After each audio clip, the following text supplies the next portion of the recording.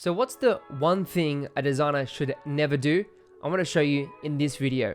Now, before I share the one thing that you shouldn't do as a designer, I want to give a shout out to Visme. Visme is an all-in-one platform that gives you all the tools and graphics that allows you to design and build an online brand and business presence. They have everything from presentation templates, graphics, infographics, data viz, interactivity. They got branded templates, and it's good if you have an agency or a team that you want to outsource some of the templates, or maybe you're a non-designer and you don't know how to design. You can use this tool to create the templates. And you can see here they've got a whole bunch of different stuff: documents, printables, web graphics, social media graphics, and you can even import designs from a website or from your brand, and it'll automatically generate branded templates for you. You have full control over the social media graphics and all the templates, so you can change the text, you can change the details, you can change every single thing about it. You can even add text effects as well.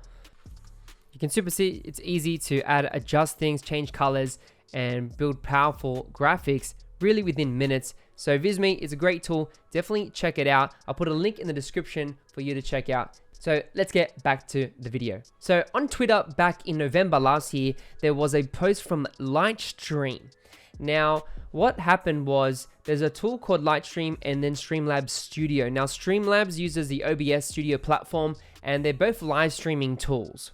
So Lightstream and Streamlabs both can stream to consoles and computer and YouTube and Twitch and stuff like that. So what happened was the Lightstream URL, Streamlabs Studio actually copied it almost word for word and copied the layout, the design, and everything. And that brings me to my main point of this video. Don't copy someone's design, image for image and word for word. Don't do it. Don't copy. Only copy someone when you're doing it for practice, or you're reverse engineering how they did it, or you're a student and you're just doing it for educational purposes. Never copy a design, especially if you're on a design team or you're running a business, or it's going out to the on social media, because that's just wrong. The main thing I learned was that you need to extract from many sources and not just one source. You need to have many sources of inspiration, but they basically copied the text. Everything is the same, and you can see here what the website looks like. And they basically, I'm pretty sure they updated it and changed it a bit since then. But you've got Lightstream here. You've also got Streamlabs Studio, so you can see here the similarities. But they did get caught out on Twitter, and this tweet got 60k likes, almost 7k retweets, and they got exposed basically. And then they tried and denied it. They tried to deny it, that they didn't copy, and it was just the design team wasn't meant to do it and all that stuff. But at the end of the day, you've got tools like Ipsum and Lorem Ipsum, and basically this allows you to put placeholder text.